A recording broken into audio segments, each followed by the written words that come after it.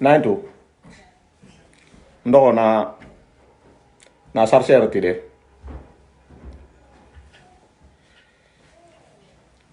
alama malami ne nje musulman kondo ko ba e wala fo nyanja wa to fayda ko fo be ha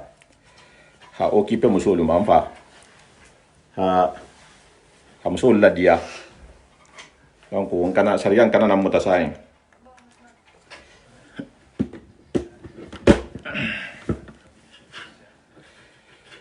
voilà. Allez, merci beaucoup. Allez, merci. Pila Idrame depuis la Guinée. Idrame Radio Bila. La paix Radio Bila. La paix Radio Bila. Donc, la paix Radio Bila.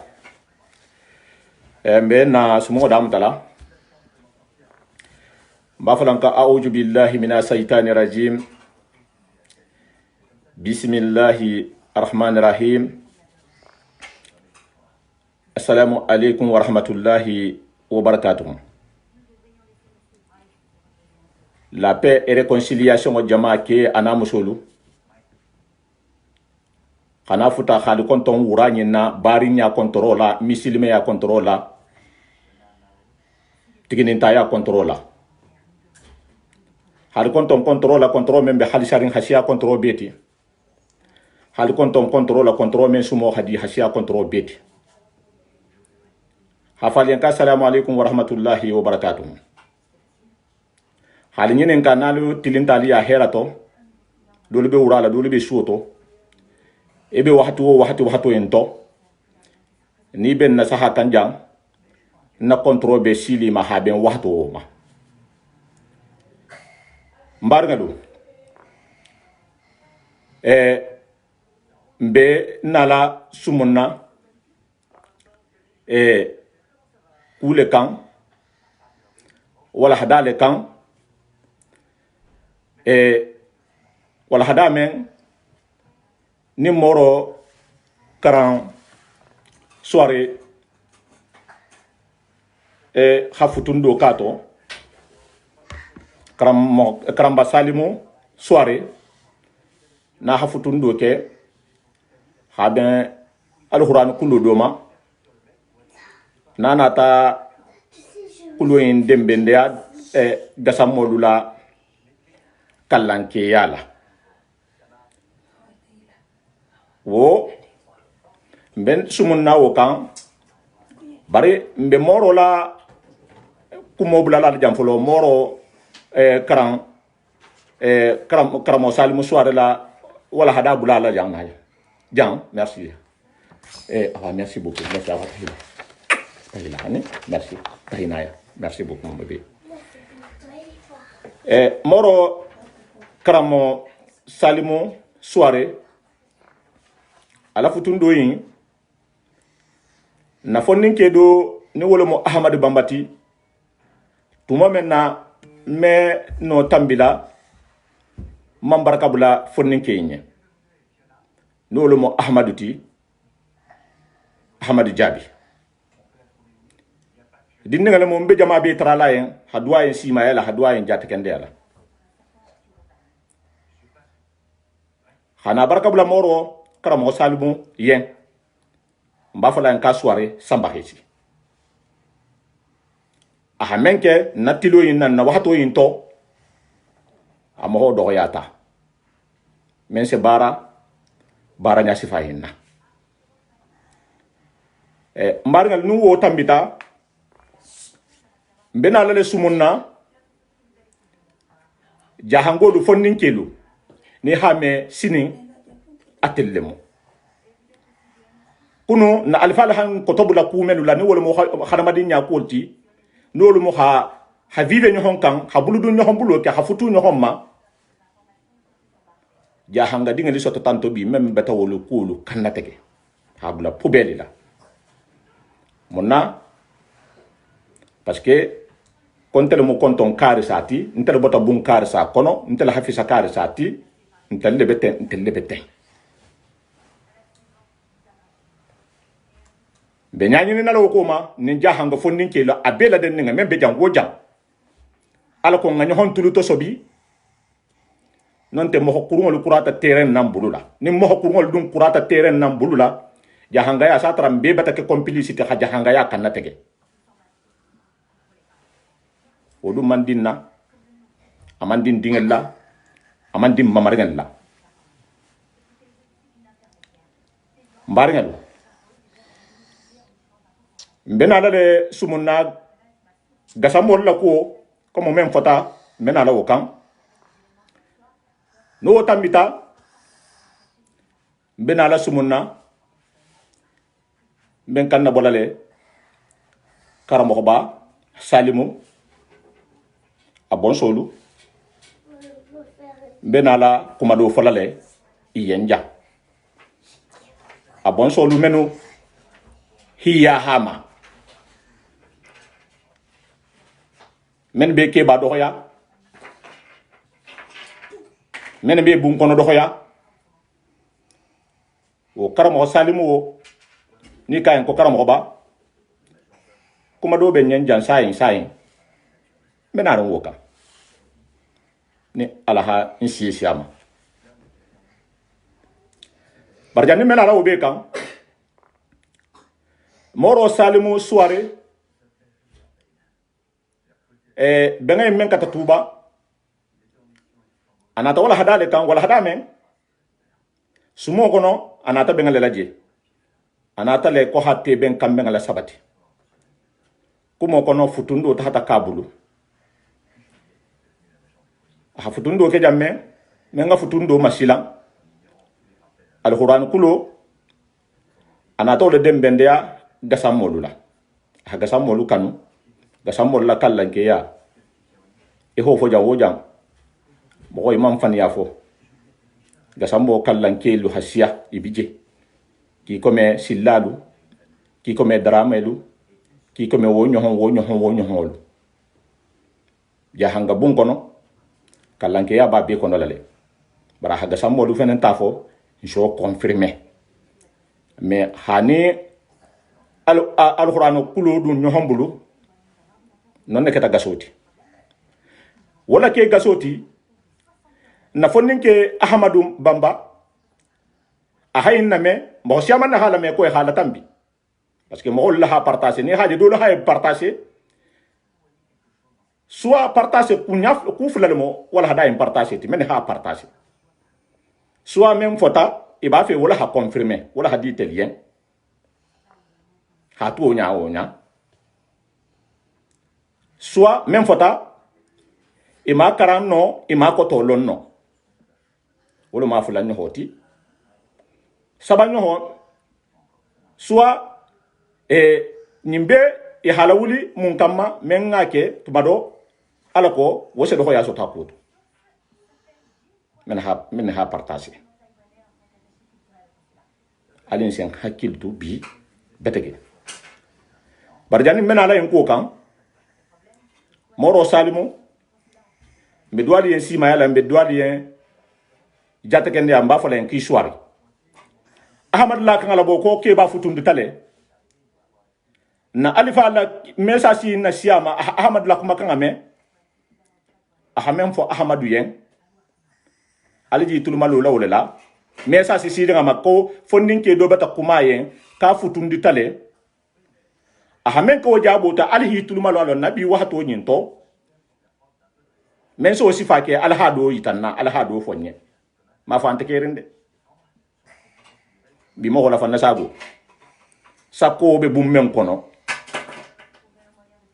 nsina exemple si amanati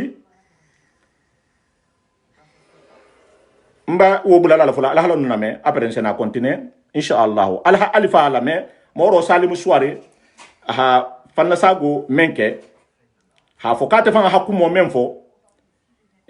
kontonya ni memba tarin ka bo nyale antonya de ho befo inshanana sai nga aljanna me أعوذ بالله من الشيطان الرجيم بسم الله الرحمن الرحيم نتندنمو سالمو كرامبا سواري آياتنا wondin ke dole kuma kan asita maja na tuba kumo afo wa innahu laqasamu law ta'lamuna azimu awa akoko futundo lemu nga kuma ina wuli wala ma ha to nyala di alo afo kuma lemu biri nga la kuma la me mponga afa mule mfutunde tale ala sogo nam sago in fondin kenyin ne me ngala me sala sinyama mbata dua in fanan alam barakala la koto man dimin a kuma min fanan be fo a be fanan muto nyalati nsonta be fanan na wa aqul kama qala Musa alayhi salam fa'altuha wa ana min al-jahilin mbafala astaghfirullah al-azim alladhi la ilaha illa huwa al-hayy al-qayyum wa atubu ilayh me baraka blalaye alamusimani kende adilama ning adata feresto asenna numero kilibanta ma to golo mala numero lo se duaye abatan na kisi kubama alama fana na kisi la salam kul bema wassalamu ala man ittaba al huda o tambo kola ite mbari mo fondinke ite mo nyima na kuma fana ni tata je futundo do bato mbati tara bari nyaye ngane senia kan jandi ala ni annabi sennalo nse soy mafew memba wala nte o sifalo adinyanne mbatel mo sifa mo kende sifalo lu nyininna wa nga fo mo siama na nyala jani mba fo lano bari ninga mo stonu e kan ngita suto nyami satara ma fo nonu jandi na be mo fanana whatsapp kono la isa aburu hanye ala ni annabi jandi isa ifase ite fondin ke se kata nyango fanana iko ya do ikatata nyame mbera do yin long ese kata bera yin fanan lo ala ko bera ifase ala ni annabi jandi wassalam mbata duwaye ene khaira doron namu walamu allahumma salli ala muhammad wa ala ali muhammad wa sallim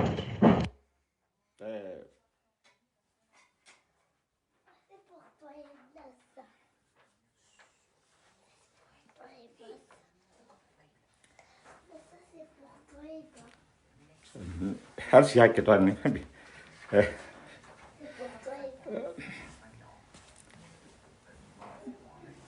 si al si hakke to parce que ako jana ni ginne billahi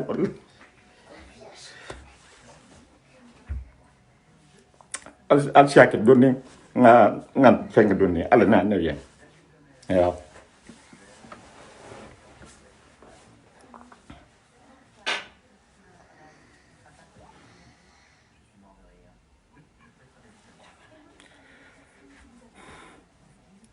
ala moy mo si fasi ala na bungol kono na habilu kono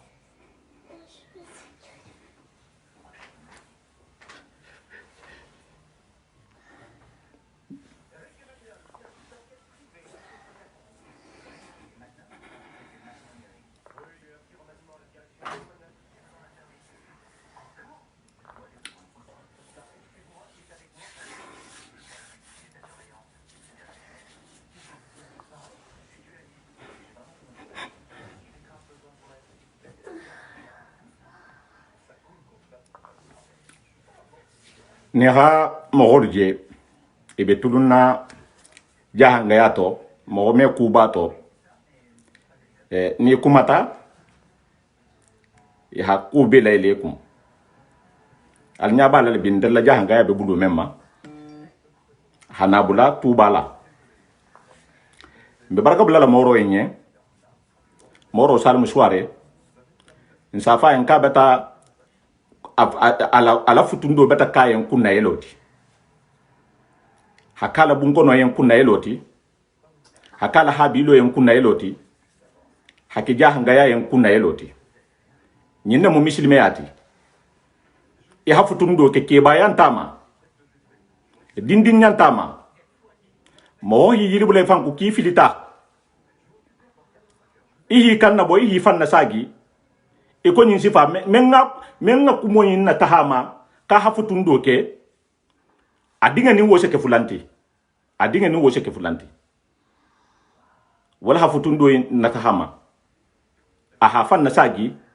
alama aha fanna sagi jahanguluma aha fanna sagi misilmonuma sandanto yindo nata kumo men ko jang mo jalo hankili lori ki jang hinani hi doya hadda hasi ko moma ko parce que ki bata kuma Fatima ko même mo Fatima kate mo jonti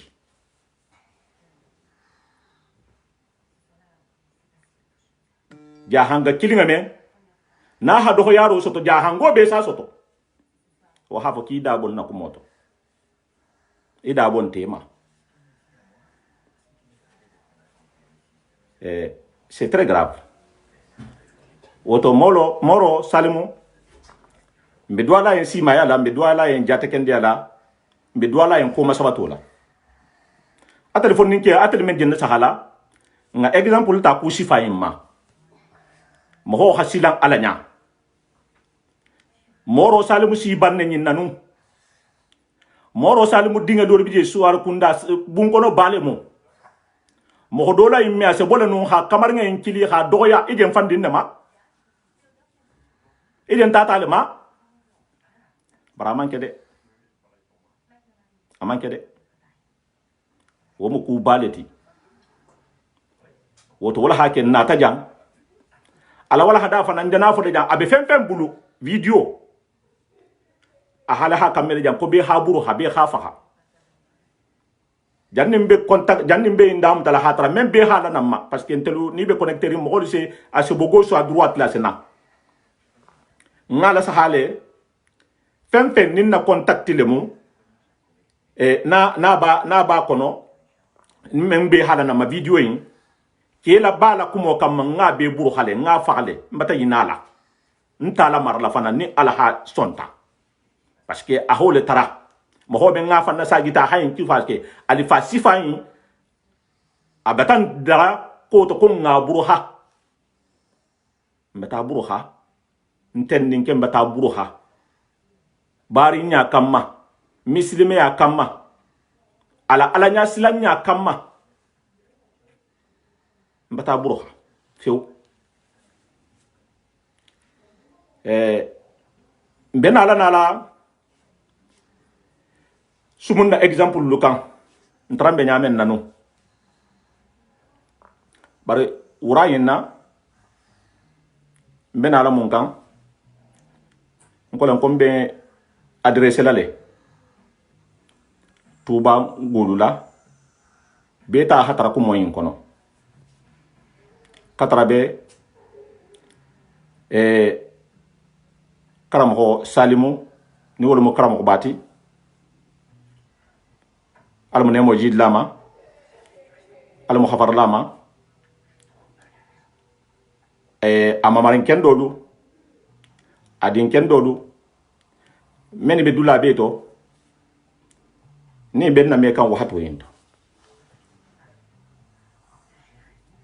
mbi be konton na fama jigo controla ntram ko len kontenala kumala teng ni ko kan bar mo ho kuma ibar nge yen tumo men na possibilité biya a hakuma yen atata nyaawo nya sa tara ite beta bari ila devoir moleti wala hake mbe adresse la karamo ko ba a bon solu ala hatul kunna di menma ala hamen meneke ku fahamulati mene halon hafoko karamo en kata fondi sire balati bari nya kono muslime ya kono nyaba atobo dolu la bi mahanya men bolu la nga signale man kele jang kabrin wahati tambita message imbele tahla mo ken dolu ma bari mbena la tinyar la lu kan amo ken dolu nga em fole jang bi kunte bini hajin kuma ta yankan urayina har urayina video do circuleta haben tubandi mishir kuma kawa kurin bal moti wato nyinto mon nambe adresse la amoko so belula ngay fo le jantu mo menna abata wahati si bunkono be bunkono e kata nga fo le jan sa ko ja hanga bunti je mo ko ba bunti ja hanga bungo be mo ko ba bungo leti barin to holu botale nyokonti fo nga sonne womo alala masayaleti bari ite men je kurunya la ten abien kitle la kurunya wo toho kutale moti wonin itigi bemba kendo malonta toho men na kilintiti nko be hidigi la mokoto mo kurun na be famille kurun kono na kata tinyar lati na le man dembe ama ali bele sa conséquence ta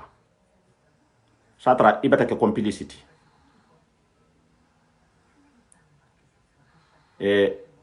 bi ni ha karamo ko la bon kono la saha fatando men bi yala bon kono fa nga doron o problème hasiya ngole mbar ngal yen jang nko video ko alin nga hakil to video ko ke ba kotolu alin ni bu fo filmela nyamo lido man ko nin ke ba si ta jando ma ali filma si tuje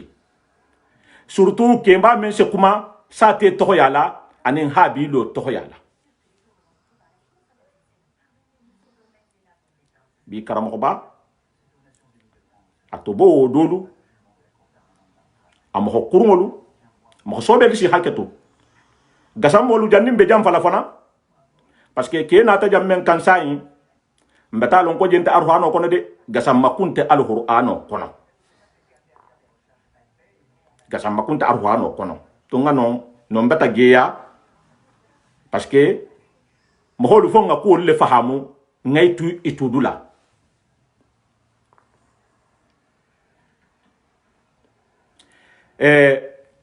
wo kono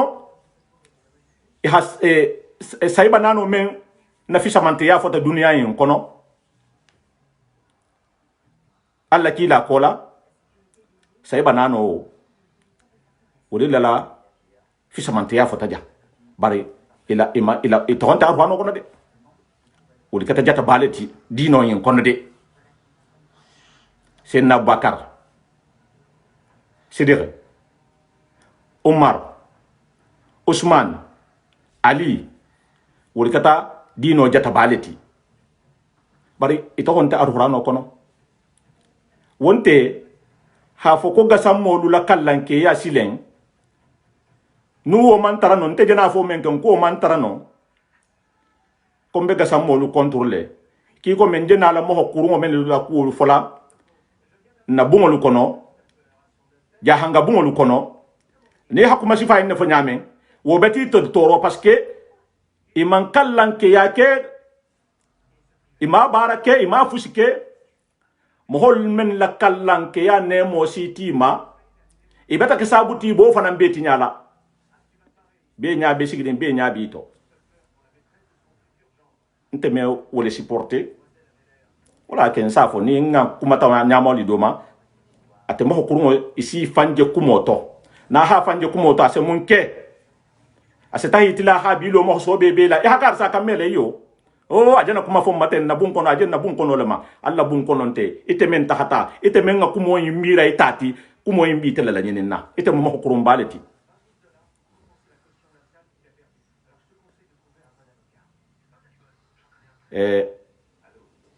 alinga hakilitu mo holuku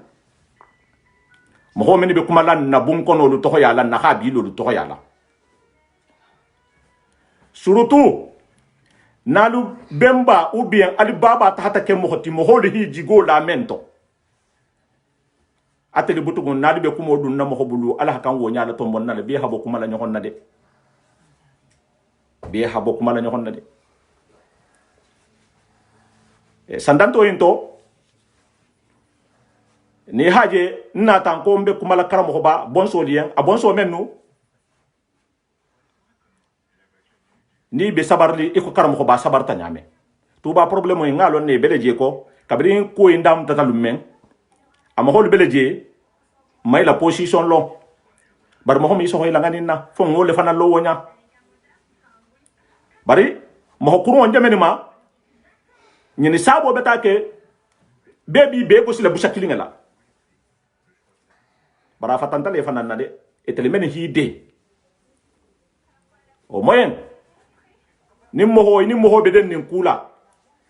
ko indu abe kala sabuti abe sabu jahu ya bulala al bema ala kuma kan to a kebaro to kuma hari bi nan lale hari bi do ya lale bi jahanga ya wala hanin folo to jahanga ya tinya hari bi tanga na hi je be silo kurun kan ninte sila ken de kase bo asa fo yen ki je sila kurun wala kan silo nim bula na si te na fami sigi no munafan na hi te kili munafan ame jahanga ya dema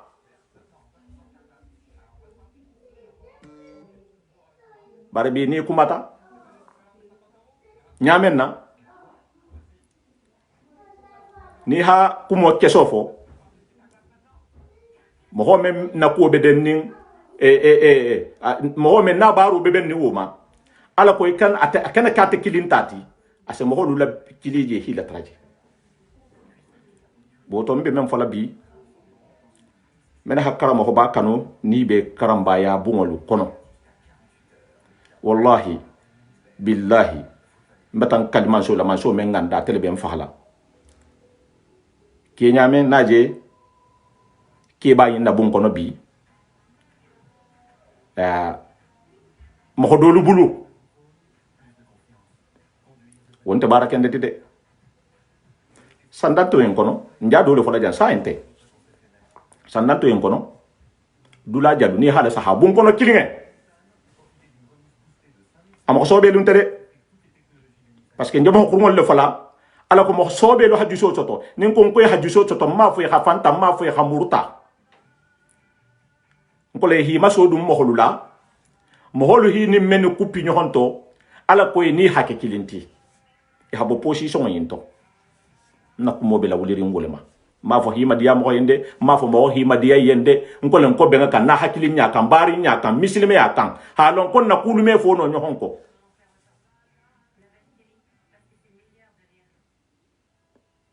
ni habun kono kilinga entre nyini naje siala hambun kono kilinga fanga men tramo kilinti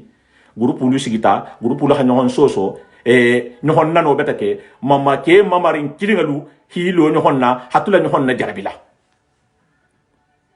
hatula nyohon na nila mbetu lo bala mbebata me Facebook la ja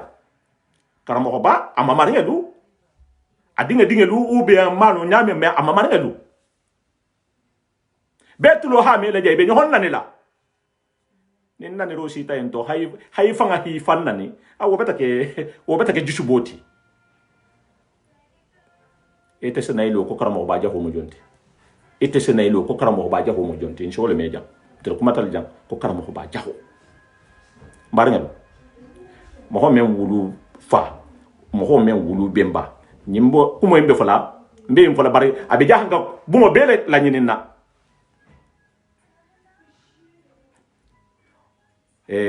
dunia ko be même masilande abeti e me bunya la nafalo bunya la importance mi alon fo mo ho mengi hidima mo ho mengi bunya ni katata hango tegeti koko no wo hi doya isena toroshi le la mana habun bunya ni ka be mento e mi aje ise bunya mo na fangalo portumole isalon fana mo fana même bi bunya la wo doho ya mu itela doho ya leti mo na hi bunya mu talata leti bar ngam holu je men ha bunya ke personality ntele ni bunya ha kan tel ha kan bunya la woluma wolu mo min habar sifa woke woluma karam ko salimu ima fahamu ima la silo fananta wala problème je jebi problème blata turaya problème hana bla bila wo tambita mo holu budude mo kurmo la hay mbeke ko mbotano nga swar kunda ta me jam wo girimbo wo tarambe kala mo kurmo budu moro salim suare men janta ha ki bal alfa la jigo nim men kata sabo te ki khatinya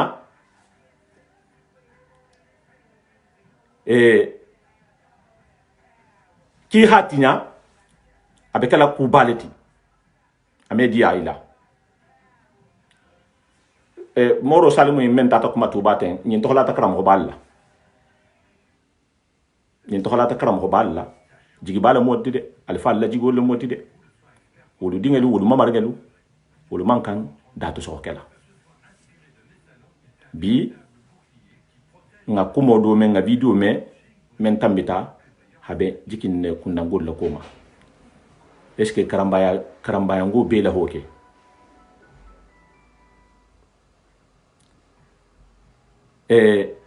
donc wo men joti bi bunko no bente khabilo bente bar mohodolu men be katakan hasabu jahu yabula alla bunko no ma ali se kata ali si wakali yandi alni annabiyen ali ngambulo do nyohombulo ali ngam hokurngol lakori nim mamma hokurngol lakori etel ben nakori lande ni tel dungan nakori ha defo belalan na jahanga yagale wokono mbole fala mbaringa lien bunya kan guliya kan alako na alifa balu filimasi kuma kan alu alin nga hakiltu de be hilo e wulu fafe alako na mu responsabilité ti kumo do bije janna bela tambila nim membe ben dim benga kumo la mabun kono kumo la ma video malu alin nga hakiltu video koko ase tambile sai na tambita nyamen na ala sogo na beta si dula beto abata si dula beto wokono nyinna wudi tawlema ala ko la hambari ngelu ha foko sentano amani sentane bati dum mo dolu to na alifa kende bayin ni haje nyinni jahangolu behi bulo du nyohombulu hakikilinti ha organisation ke ha benga organiser ha futu nyohomma a ni jama haji go la mo ho mento jama wuli kilintema wo mujigi la mo ho leti de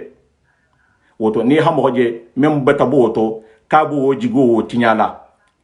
ite dum fana mo ate bun kono je leti ite dum fana mo ate sate mo ho leti ila devoir munti men so empêcher e hoke wala han mbula na la nyin kuma kankan force interne na fushi interne bari mo ho men se comment dire se ha girimba do la wuli bun kono to yala e bolo ma ko do ha do min do ha mar kan fo woto mbedana nonne nen tata kuma foje même mo jama toro langati jama si haketo mbargalu na jahangayani ntel megentale mbulo be nyom mbulo problème fu yinte 30 jeno tuba fonnin keli malon tamonto bi ni mo ko ba fala bi ko tuba fonnin kelu e be malon dum mun ta ha fatan mo ko dolula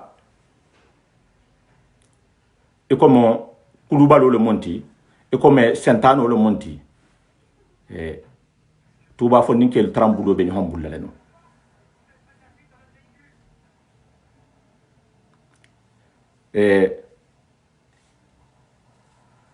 la ibulo taram min hombulu nyaadi folo tono hadun dakilinna habu dakilinna wole tarambe mutarenno bar la bangenna be hi so bon honna ke ba alifa nen kulli be kedin ana dingel sita be hi ya hale tuba fon nin kelimanu mbari ngam be senegali mbari ngam be kakandel to mbari ngam be mali men be dula fuito ni na ta tuba ise bari nyala diado na hay hana tuba ise na je fenti bulu do shala do si la donota idinga la donota ou bien imama ngala kota hadema hasabu ni mabulama aka fanti afana ngadum barinya afana ngadum ala mo holu kotola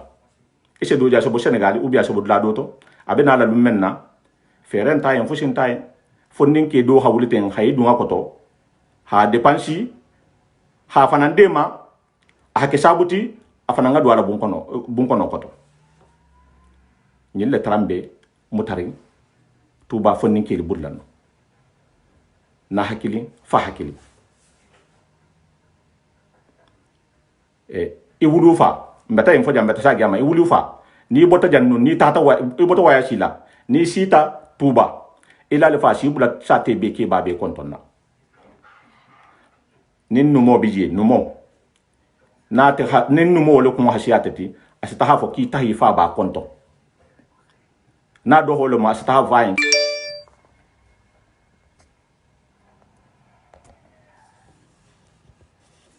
alsi hakade nyana la adan na ten folo asafa en ko tahi fan nin konto ou bien fa ba konto barbi intel so bodo jan sai ngataha hari la bun kono fa iman si bema contact kuntuta harmadin nya banta fen ko hilo appelation la donc fen ko beta ken na problème to bi hanna barin nya julo ta ha be kuntu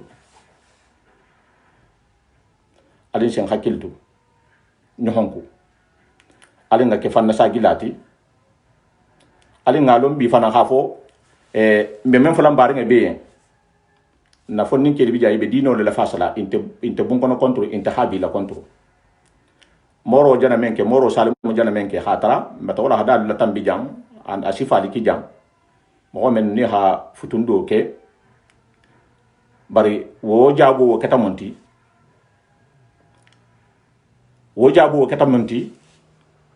isa fode ki be e contrôler e comme moro salimo jana bara sifani menketen a jana bara kendo yi menketen woton be hakan yahala ni bara sifani lema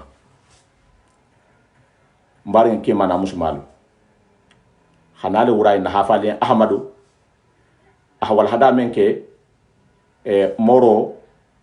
yen ahmoro jabi wala hada menna tumado sini tambante mbulu mais sini 21h nsena wo bulala ala ko ahmoro jabi menna ala hana wo fanan name ala ko ala halo afananga moro jabi la ahmadu benala le nimba fodi benala le ba fodi marsay benala le arhami salon fana be continuer la tenten tambante mbulu nyini be benala mun kan ibenala bar nyale kay benala jahanga yale kan ibenala kudul le kan kumo dolu na jahanga ya kono bi ushia mandube mafalin kan karanga ma fangala londo ma fangala fasar nyali ma fangala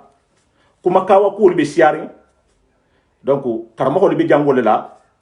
ala ko i hambe munafan i han nkawandi i han matilin ala ko se daji go nyuma ja hango ke bari hambe kunu le daji go nyuma la parce que nta fala mo hen janko daji go kurun barba europe ko yin nyim betam mayela ma hambo na bon na silulu kan ha daji go kutal dum burula mbeta ke bun kono kilingal tibi ha bila kilingal timbe nyohon fadi nyala mbeta ke na hakili mati mbe nyohon konna mo bun kono kilingal ti mbudon te nyohon bulla mbe sate kilingal la mbe nyohon kelela donc dino ha men fo sigino ko yato bari nyato donc wala hake karamo ko libijam ni ha wala hada ni ala ha bulan kharji heto ha wala hada men nasimma inshallah insana wo wala hada wo bula ali sagoto jam bi xana wo le faliyan khafo moro salimu la wala hada ntenne ngaburo hale ali fanan kata ali haburo ali ngambulo du nyohon bulo ali ngake kilinti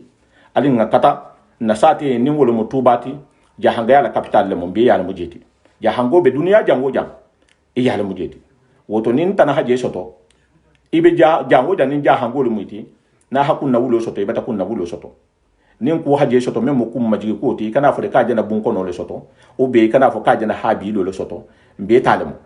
wala hake ni haje ko ngaden na mohodu la moho men be bi ni ibe kurunya la sini tuma do se maylema mo se duwale ala ko xama yelema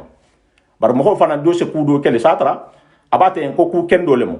mais satra abasiki nyoko nyaga la bala bun kono nyaga la bala habilo nyaga la mais ate ba kedin ne ko bara kendo lemo woto fonin kelu fana habara sa te tono ha kudo ke sa te kono wo ma si nyohon do yato wo ma si nyohon nanto be si takele na hatra belarin nganne la hadisoka woto man na ja hakumo janya hal konton uraina bari nya controla wala hada min bena la jam même fala be ante tala bun kono control ante tala habi la control bari kuma kam men ni ha me ni daji golemu idaji go mafali e kana fo karamo ko inde ha karamo ko kili kaji telema ou bien ko karamo ha daji go mafali ou bien karamo ha la kudo fo nya mafali ita daji go wa kana fo wo me kede voilà hal kon to wuraina ntending al doho al dinge al kumuta nyoho Mustafa Sawane bari nya controla mislimi ya controla tigninta ya controla famaji go be control mento inshallah kumo hagole satara mbeta kuma do fo jam mense do toro na tata kumo tata men toro alsi haketu message négatif fu yi bijam mbe jama be tarala message fem bijam nin négatif lemo message jel nin négatif lemo wo hanandr lemo fushimo mbata be tara yandi ala ni annabiyen mo kana mo hola message jabi nan rula hara hanane rule ke hari men ngane rule ke ni kembe la pejam mo na ha message négatif ke ala fa en ko salamu alaykum al salamu alaykum safi ala kuma kan koto al salam la paix al wo safi ala kuma kan koto wo ka ka ala commentaire ti halati go la kuma kan koto mo na ha do yari ke ou bien na ha nan de ke fushi mam mo bula janki ha mo jabi sangar jabi rola yandi ala ni annabien parce que nim men nga mo nani men mo fuita ta kuma do fo jang nim kuma kurngole mo nim men nga jabi nar lola be ibe supprimer la parce que satra ibana mbata abata kata sentane bati te fana mano wala mo hole be falia message al sa be la saka nim men nga message la nin nanir le mo nin do yar le mo nin fujumo al salamu la koto a français ma arabu ma ala salamu la réponse koto atele joti wala wala mo ntele be la appel ntijang famaji gole mo bunyal mo barinte kutula je ntemen de batla jande ni men daji go bato no ete hi daji go mafali ni me mafali no